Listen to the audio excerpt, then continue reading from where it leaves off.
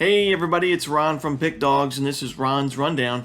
We're going to go over the MLB games scheduled for Thursday, May 12th, 2022. Now, if you like what you see, make sure to give this video a big thumbs up and subscribe to our channel, and don't forget to leave your baseball picks in the comment section below. If you're looking for my best bets, you can find those at Pickdawgz.com in the Premium Picks tab. I'm running a daily $15 MLB best bet, so check that out at Pickdawgz Premium. Alrighty, here we go. Here are the games for Thursday, May 12th. First up, we see the New York Mets taking on the Washington Nationals. We're going to see Taijuan Walker and Yoan Adon as the starters here.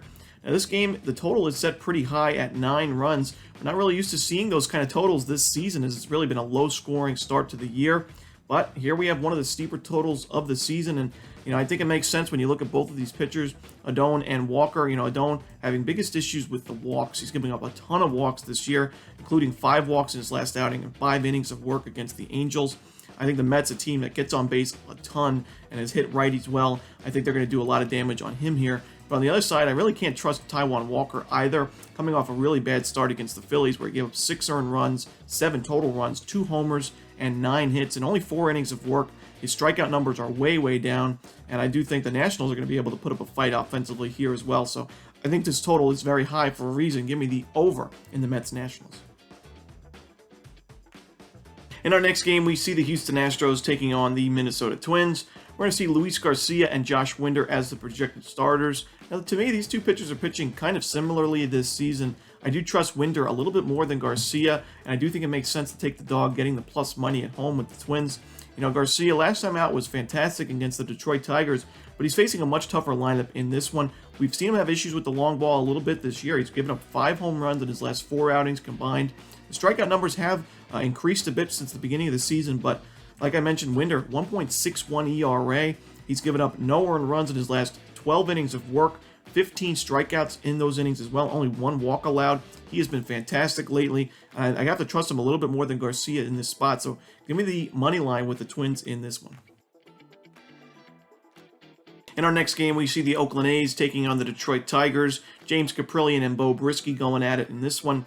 Now, both of these pitchers have their fair share of issues this year. James Kaprielian's biggest problem has been the walks. He's given up too many walks, 6 walks in 7 2/3 innings. That's not going to get it done, but the strikeout numbers have been there for him, and I do trust him a little bit more than Brieske here. Brieske, a really good story, guy drafted in the 27th round, and he's already in the big leagues at age 24 season, but he's had issues with the home run. He's given up at least 1 home run in each of his first 3 starts, and in 2 of those games, he gave up multiple home runs. The walks have been a little bit of an issue. The strikeout numbers are down since we saw him in minor league play, so I cannot back him in this spot, especially laying odds on the money line. I'm going to take the plus money with the A's as the road dog here. Trust Kaprielian just a little bit more. In our next game, we see the Baltimore Orioles taking on the St. Louis Cardinals.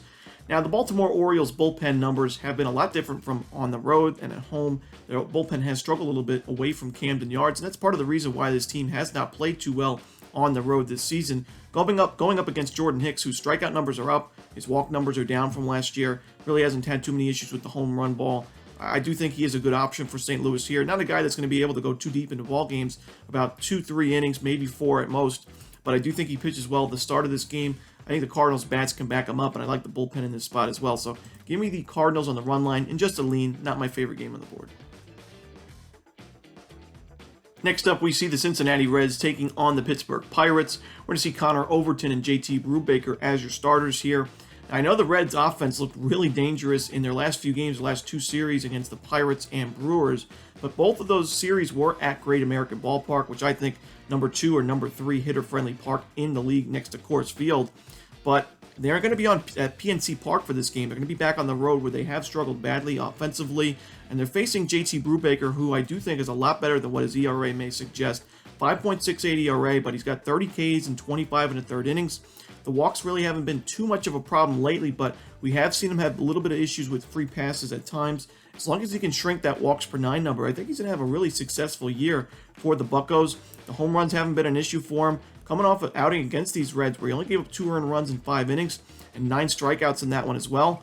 I like the under in this game. Connor Overton has also pitched well for Cincinnati. We've seen the Pirates offense struggle as of late also. So give me the under in the Reds-Pirates. Next up, we see the New York Yankees taking on the Chicago White Sox. Luis Gil and Vince Velasquez as your starters here. Now, we saw these two teams play in one of the more entertaining games in the last decade in the Field of Dreams game last year. It was a back-and-forth offensive battle. And I do think this one is going to be pretty high scoring. I lean towards the over, but as far as the side goes, when you look at Luis Gil, last year he did pitch pretty well for the Yankees. He's going to be making his season debut for New York in this one, but in AAA this year, he's had 17 innings of work. He's really struggled, 9.53 ERA, giving up a ton of walks and a lot of home runs as well. And the strikeouts have been there for him, but now if you're struggling in AAA and you make the move up to the majors, it's not going to be any easier, especially against a pretty solid White Sox lineup that plays really well at home. The Yankees have been finding ways to win lately, but I think this is a really tough game for them, especially on the road. We know the Bombers play a lot better at Yankee Stadium than they do on the road, even though they do have a winning record away from home. I do like the White Sox in this one. Velasquez has pitched well. His last 10 and 2/3 innings, only one earned run allowed. So give me the White Sox on the money line in Game 1 of this series. Next up, we see the Texas Rangers taking on the Kansas City Royals. Now, with Taylor Hearn on the mound for the Rangers, I do like Texas on the money line here. Hearn, I do think he is pitching better than his 6.53 ERA may suggest. 10.45 strikeouts per 9. He's got, he's had issues with the walks and the home runs at times this season, but a 3.54 expected FIP this season. He's facing a Royals lineup that's been one of the worst, if not the worst, in baseball, especially against left-handed pitching. They've just been really uninspiring this season offensively. Kind of a surprise when you look at what they did last year. And I gotta have to take the Rangers here and fade the Royals once again. So give me the Rangers on the money line at home.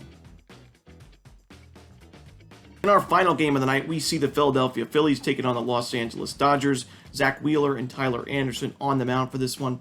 Now, I know the Dodgers have hit righties well this year, and they've been very dominant at Dodger Stadium, going 10-2 this season at home. But I do think there is some value with the Phillies here on the money line. I think this is the game that they have the best chance of winning this series. I'm going to take them on the money line, getting the plus money. Wheeler pitching lights out baseball his last 2 outings, 13 and 2/3 innings, 14 strikeouts, no earned runs allowed. Tyler Anderson coming off a little bit of a weak start. He gave up only 2 earned runs in 5 innings against the Cubs, but he did give up a home run in that one. He's faced some weak teams this year: Chicago Cubs, Detroit Tigers, the Reds, the Rockies. I think the Phillies, a top 10 team in team OPS against lefties, can get to him here. I think Wheeler has a quality start in this one, and I think the value's all on Philadelphia in this spot. So I'm going to take the Phillies on the money line in this one. And that's it. Those are the games for Thursday, May 12th. Hope you enjoyed this video. If you did, don't forget to hit that like button and subscribe. And don't forget to leave your baseball picks in the comment section below. Again, if you're looking for my best bets, you can find those at Pick Dawgz Premium. As always, this is Ron Romanelli. Good luck.